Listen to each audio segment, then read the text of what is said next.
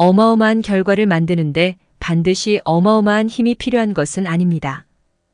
모건 하우절은 자신의 책 돈의 심리학에서 이렇게 말합니다. 이 책을 쓰고 있는 지금 버핏의 순자산은 845억 달러이다. 그 중에 842억 달러는 그의 50번째 생일 이후에 축적된 것이다. 815억 달러는 60대 중반 이후에 생겼다. 워렌 버핏은 경이로운 투자자입니다. 그러나 그의 성공을 모두 투자 감각 덕으로만 돌린다면 핵심을 놓치는 것입니다. 성공의 진짜 열쇠는 그가 무려 75년 동안 경이로운 투자자였다는 점입니다. 만약 그가 30대에 투자를 시작해 60대 은퇴했다면 그의 이름을 들어본 사람이 거의 없을 것입니다. 버핏이 진지하게 투자를 시작한 것은 10살 때였습니다.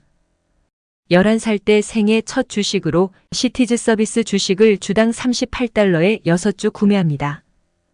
주가가 27달러로 떨어졌다가 다시 40달러로 오르자 팔았는데 그 주식이 나중에 200달러를 넘어가는 것을 보고 장기 투자의 중요성을 깨달았다고 합니다.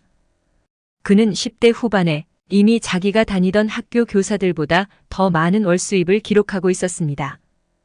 워렌 버핏의 경제적 성공은 사춘기 시절에 쌓았던 금전적 바탕과 노년기까지 사업에서 손을 떼지 않은 덕분입니다. 그의 재주는 투자였지만 그의 비밀은 시간이었습니다. 이것이 바로 복리의 원리입니다. 버핏은 시대를 통틀어 가장 큰 돈을 가진 투자자입니다. 그러나 연간 수익률 평균을 기준으로 했을 때 사실 버핏이 가장 위대한 투자자는 아닙니다. 헤지펀드 르네상스 테크놀로지의 창립자 짐 사이먼스는 1988년 이후 연간 66% 수익률로 돈을 불려왔습니다. 누구도 근접한 적이 없는 기록입니다. 버핏의 수익률은 대략 연간 22% 정도였으니 사이먼스의 3분의 1 수준이다. 사이먼스의 순자산은 이 글을 쓰는 현재 210억 달러인데 그의 자산은 버핏의 25% 정도이다. 사이먼스가 더 훌륭한 투자자라면 이런 차이는 왜 생기는 걸까? 왜냐면 그가 돈을 불릴 수 있었던 시간은 버핏의 절반도 되지 않았기 때문이다.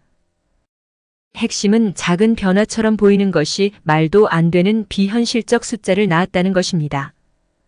우리는 흔히 어떤 것이 왜 그렇게 강력해졌는지 탐구할 때 성공의 진짜 핵심을 지나칠 때가 많습니다. 많은 사람들은 복리 이자표를 처음 보고 나서 충격을 받습니다. 30대가 아니라 20대에 저축을 시작했을 때 은퇴자금이 얼마나 더 많이 불어나는지를 듣고 나서는 인생이 바뀌었다고 말합니다. 그런데 놀라긴 했겠지만 아마 실제로 인생이 바뀌지는 않았을 것입니다. 너무 터무니없는 숫자처럼 보여 믿기지 않기 때문입니다. 어딘가 잘못된 결과처럼 보이는 것입니다. 1차 원적 사고는 딱 보면 이해가 돼 직관적이지만 기하급수적 사고는 그렇지 않죠. 머릿속으로 숫자 8을 9번 더해보라고 하면 몇 초 만에 계산할 수 있습니다. 72입니다. 하지만 8을 9번 곱하기 해보라고 하면 머리가 폭발할 것입니다. 1억 3,421만 7,728입니다. 이렇게 감각적으로 잘 와닿지 않는 복리의 속성은 똑똑한 사람들조차 복리의 힘을 반신반의하게 만듭니다.